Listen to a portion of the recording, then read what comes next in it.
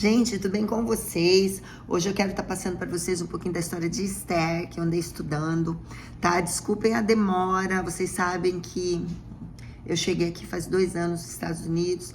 Gente, eu tendo que trabalhar muito, então eu tenho estudado, porém eu não tô conseguindo gravar para vocês. Mas hoje eu consegui um tempinho, eu vou passar para vocês o que eu aprendi na história de Esther. Mas antes eu vou contextualizar para vocês a época onde se passa a história de Esther, que na verdade o nome dela é Hadassah, tá bom? Então, antes de chegar na Esther, vocês precisam entender que o povo judeu, eles estavam ali, os hebreus, eles moravam em Jerusalém. Jerusalém, ela foi tomada, ela foi invadida, ela foi conquistada pelo rei Nabucodonosor, tá? Isso lá atrás, antes da Esther, foi conquistado pelo rei Nabucodonosor. Rei Nabucodonosor, ele levou toda a população de Jerusalém para a Babilônia. Inclusive os magistrados, aqueles mais inteligentes, né, de Jerusalém, ele levou. Daniel e os amigos, os escribas, foram levados juntos, né, para a Babilônia. E aí vocês vão encontrar isso tudo no livro de Daniel. Então, só para vocês entenderem. Então, o rei Nabucodonosor levou o povo de Jerusalém para a Babilônia, tá? Depois do rei Nabucodonosor, aí o povo judeu, eles ficaram cativos ali na cidade. Porém, eles começaram a ter uma vida ali. Eles não ficaram escravos, tinha muito preconceito em relação ao povo judeu, porque eles vinham de muitas conquistas, grandes conquistas. Então os reis, eles tinham medo um pouquinho de receio, porque já havia todo aquele, né, aquele mistério sobre o povo de Deus, etc e tal. Então sempre as pessoas tiveram um pouco de cuidado quando se lidava com os judeus, justamente pelo Senhor, pelo Deus ser tão grande, ter conquistado já tantas coisas e ter todas aquelas histórias, né? Então levou cativo o povo de Jerusalém para a Babilônia. O povo judeu começou a ter uma vida ali na Babilônia, apesar de todo o preconceito que já existia naquela época com o povo judeu. Enfim, eles começaram a viver ali na Babilônia. Passaram-se gerações, passaram-se uns 3 reinados depois de Nabucodonosor. A Babilônia foi conquistada por Ciro, entendeu? Ciro, que era um rei persa, que veio conquistando toda aquela região ali, né, desde a Índia até a Etiópia. Então Ciro, ele conquistou a Babilônia, tá? Isso já não era mais Nabucodonosor, já foi uns 3 reinados para frente. Então quando Ciro conquistou a Babilônia, virou Império Persa, né? Então Ciro o Grande, e foi no reinado de Ciro que ele permitiu que o povo de Jerusalém retornasse para reconstruir a cidade, reconstruir o templo. O rei Ciro, ele pôs até um decreto lá, que o povo de Jerusalém, eles estavam livres para voltar para as origens, para a cidade. Então ele permitiu, inclusive ele devolveu muitos artefatos preciosos que haviam tirado do templo do Senhor, ele devolveu. E ele, inclusive, falou que ia pagar por todas as despesas. E aí começaram-se, então, a reconstrução do templo da cidade de Jerusalém. Mas alguns judeus voltaram para Jerusalém e muitos judeus ficaram. Então, aquela geração que ficou foi tendo filhos, os filhos dos filhos, né? Porque isso daqui se passou em 2, 3 gerações. Depois do Ciro, veio um outro reinado do filho dele. E depois veio o reinado de Dario. Dario também foi muito grande, foi um rei bem próspero, né? E de Dario veio Xerxes. Então, quando nós começamos a história de Esther, vem de um povo que, os judeus, eles já haviam sido cativos na época de Nabucodonosor. Depois eles já tinham tido anistia para voltar, para reconstruir Jerusalém. Estava nessa fase ainda de reconstrução, reconstruindo o templo, né, a cidade, enfim, então estava nesse contexto. E os judeus, eles eram, apesar de eles estarem vivendo ali naquela cidade, prosperando, mas eles eram um povo muito discriminado, então tinha muitos inimigos, porque no passado os judeus eles tinham tido muitas vitórias em muitos povos, e isso, alguns povos ficaram assim bem com aquela mágoa no coração dos judeus, porque no passado os judeus invadiram a minha terra, então começou a ter assim, aquele preconceito, e tinha os inimigos dos judeus, tá? E nessa época de Xerxes, que era o rei, né? Então tinha muitas pessoas que não eram judeus, e tinha algumas pessoas que eram judeus. Os judeus, eles não eram escravos mais nesta época, porém eles sofriam muito preconceitos. E é nesse contexto que começa a história de Esther. Esther era uma moça órfã, né? Ela foi adotada pelo primo dela, Mardoqueu, que pegou ela quando ela ainda era uma menina e a criou como se fosse filha. O nome dela era Radassa. Porém, por proteção, Mardoqueu preferiu, justamente por preconceito, os judeus, eles eram humilhados, enfim, por preconceito, ele chamava ela de Esther, para que ela não sofresse preconceito, por proteção. Eles também não saíam falando à torta direita que eles eram judeus, eles simplesmente participavam ali da sociedade e procuravam não mencionar que era judeu, né? Ficava assim, não pergunta, não falo, perguntava, desviava, fazia outras coisas, penso eu. E, enfim, porém Mardoqueu, ele era um dos magistrados, eu não sei, ele trabalhava, ele era um dos escribas que trabalhava para o governo, tipo assim, tinha um cartório onde ele atendia as petições ali do povo, da população. Mardoqueu trabalhava numa dessas repartições. Esther era como se fosse filha adotiva dele. Então Xerxes, ele era um rei muito poderoso, tinha uma autoridade única, e ele era casado com a rainha Vastes, tinha os filhos com ela. E um dia ele chegou de uma vitória, ele foi comemorar essa vitória, e as festas eram grandes, então ele dava aquelas festas de 180 dias, imagina, meses, né? Meses, metade do ano, gente, imagina, fazendo festa para comemorar. E num desses banquetes ele convidou somente a elite ali, né? E numa das bebedeiras dele, que ele bebia bastante, ele convocou a rainha Vastes, e a rainha, que estava num banquete com as mulheres, ela não foi, ela desobedeceu a ordem do rei. O rei se sentiu muito ofendido.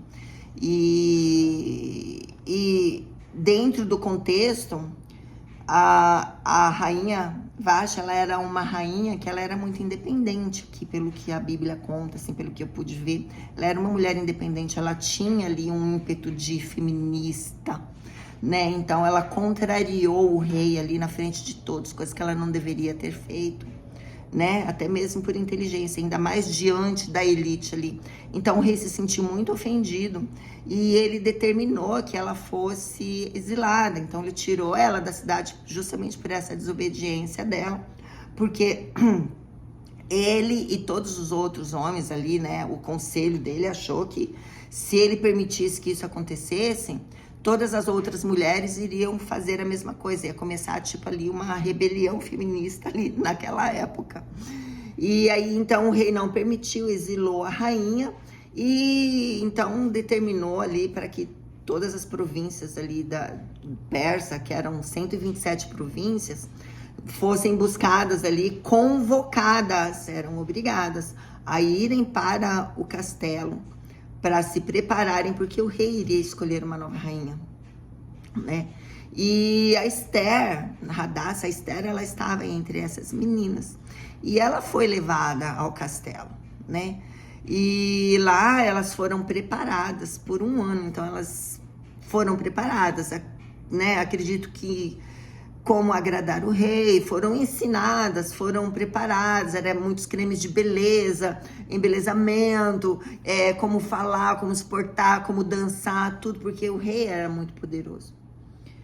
E ela foi, né? E ela era judia e ela servia a Deus. Então os costumes dela eram completamente diferentes, mas ela obedeceu.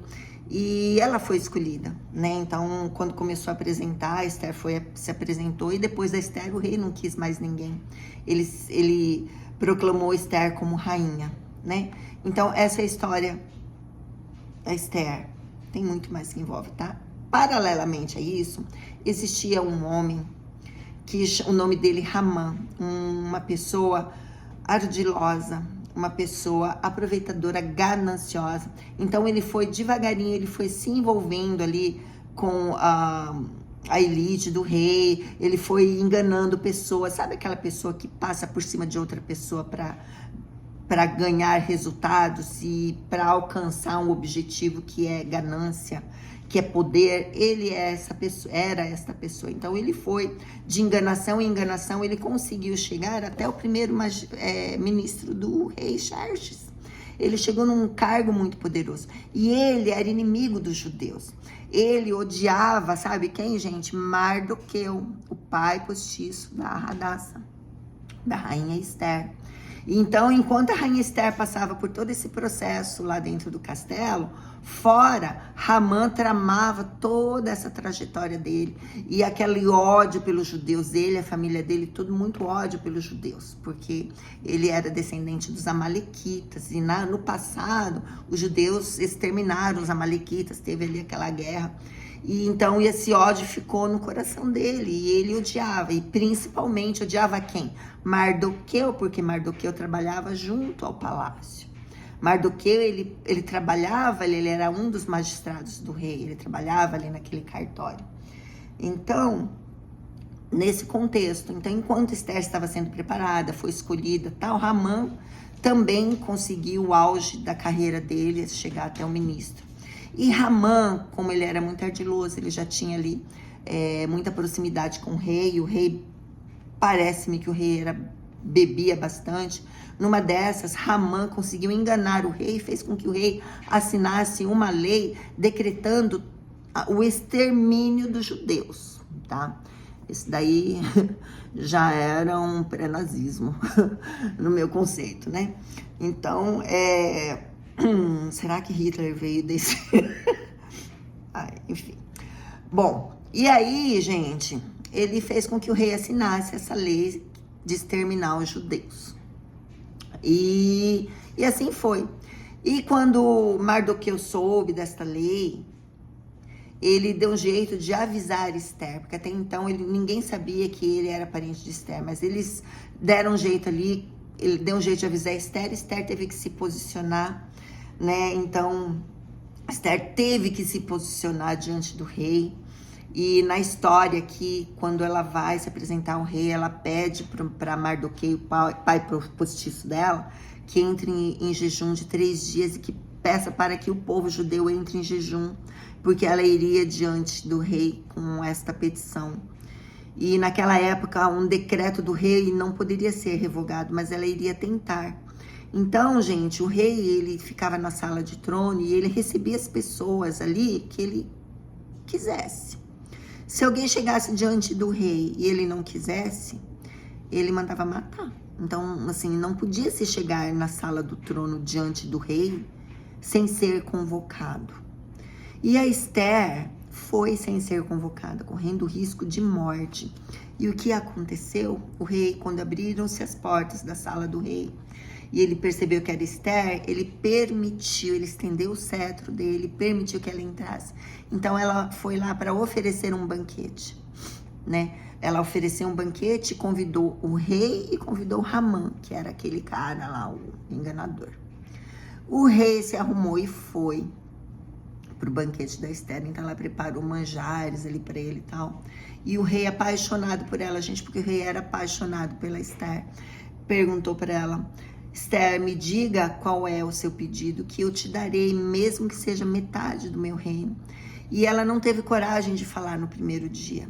Ela transferiu para outro dia, falou: meu rei, amanhã eu lhe direi o meu pedido. Volte amanhã com Ramã, que eu lhe direi o meu pedido.